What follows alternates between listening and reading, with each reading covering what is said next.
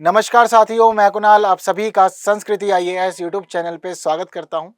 हमारी आज की वीडियो में हम लोग बात करने वाले हैं कि पुरुष या महिलाओं में से कौन जल्दी इस्लाम कबूल कर लेता है। ये बातें हम नहीं बता रहे हैं, दरअसल ये बातें कुछ खास व्यक्तियों के द्वारा बताई जा रही हैं जो धर्मांतरण के काम से जुड़े हुए हैं, यानी कि जिन लोगों के ऊपर जिम्मेदार कि वे बाकी धर्म के लोगों को इस्लाम में परिवर्तित करवाएंगे। तो फिलहाल चीज़ें क्या हैं, चीज़ों को जानना समझना शुरू करते हैं, न्यूज़ को जानना समझना शुरू करते हैं। तो महिलाएं या पुरुष कौन जल्दी कबूल करता है इस्लाम, भगोड़े जाकिर नाइक के बेटे ने किया खुलासा। दरअसल आजकल जाकिर नाइक का मामला काफ़ी अधिक चर्चाओं में है, क्योंकि इसको बुलाया गया है पाकिस्तान के द्वारा एज अ गेस्ट, और ये फिलहाल पाकिस्तान जा करके पाकिस्तान के 3 बड़े शहरों कराची, लाहौर और इस्लामाबाद के अंदर जनता को संबोधित करने वाला है।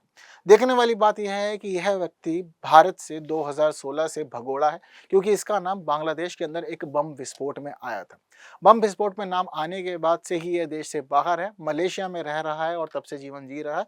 भारत सरकार लगातार प्रयास कर रही है कि इसको भारत लाया जाए, इसके ऊपर कार्रवाई की जाए, लेकिन ये पकड़ में नहीं आ पा रहा है। आज के समय में जिस प्रकार से पाकिस्तान ने इसको इनवाइट किया है, इसको इनवाइट करने की वजह से हम लोग पाकिस्तान को भी क्रिटिसाइज कर रहे हैं।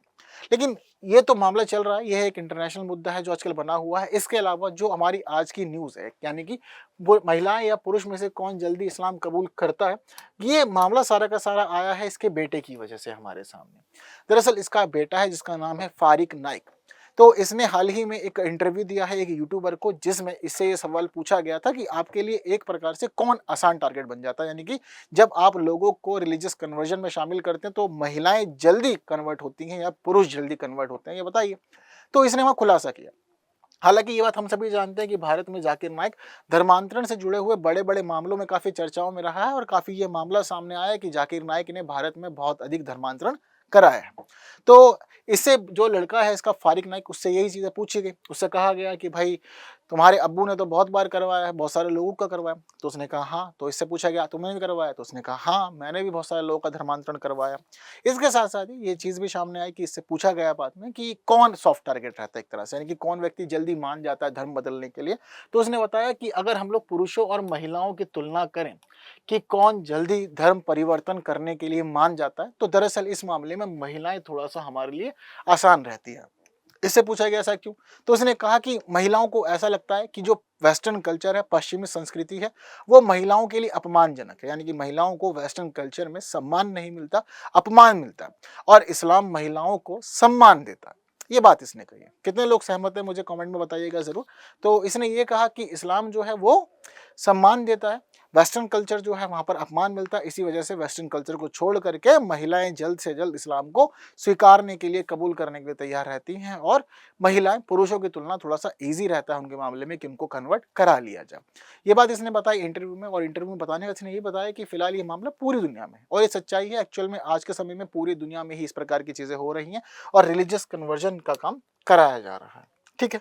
हालांकि ये तो स्थिति रही वर्ल्ड वाइड। थोड़ी सी बात हम लोग भारत की समझ लेते हैं, क्योंकि भारत में भी हम लोग देखते हैं कि कन्वर्जन वाला मामला काफ़ी अधिक चर्चाओं में है। ठीक है। बीते दिनों हम लोगों ने यह भी देखा कि अनेक राज्य सरकारों ने इस मामले में कानून तैयार किए हैं कि कभी भी ज़बरदस्ती धर्मांतरण ना हो पाए उनके राज्य में। तो कुछ खास राज्य इस मामले में आगे रहे, जिसमें हम लोग नाम देखते हैं। उत्तर प्रदेश का नाम शामिल है, उत्तराखंड का नाम शामिल है, और इसके अलावा राजस्थान का, मध्य प्रदेश का, ये कुछ प्रमुख राज्य रहे हैं जिन्होंने इस प्रकार से अपने यहाँ कानून बनाए, जिन्हें जनरली हम लोग एंटी कन्वर्जन लॉ कहते हैं। एंटी कन्वर्जन लॉ बनाने का जो मुख्य उद्देश्य है वो सिर्फ इतना सा ही है कि देखिए, भारत के संविधान के अनुच्छेद 25 में आपको ये अधिकार मिला हुआ है कि आप भारत में रह करके किसी भी धर्म को मान सकते हैं, उसके प्रचार का कार्य कर सकते हैं, उसके रीति रिवाजों को फॉलो कर सकते हैं। ये बातें हमें भारतीय संविधान के अनुच्छेद 25 के तहत प्राप्त है, यानी कि लिखी हुई है, और हमें ये अधिकार मिला हुआ है। भारत का संविधान और भारत की व्यवस्था हम सभी जानते हैं धर्म से निरपेक्ष है। इसी वजह से सभी लोगों के लिए ये एक स्वतंत्र व्यवस्था स्थापित की गई है कि जो भी धर्म आप लोग मैच्योर होने के बाद अपने लिए उचित समझते हैं, उस धर्म को स्वीकार कर उसके अकॉर्डिंग जीवन यापन आप कर सकते हैं। लेकिन उसके बावजूद हम लोग ये देखते हैं कि हमारे देश में बहुत बार ऐसे मामले सामने आए हैं जहां पर लोगों को लालच दे करके, भ्रम पाल करके, या इसके अलावा किसी और प्रकार से दबाव से या धमकी से उनका धर्म परिवर्तन कराया गया। ऐसे अनेक मामले जब पुलिस ने रिकॉर्ड किए तो उस समय फिर ये आवश्यकता महसूस हुई कि हमारे देश में एक कानून होना चाहिए जो एक मजबूत कानून हो, और जो एंटी कन्वर्जन लो कहलाए, यानी कि जो जबरदस्ती लोग धर्म परिवर्तित करवा रहे हैं उन लोगों के ऊपर नकेल कसे।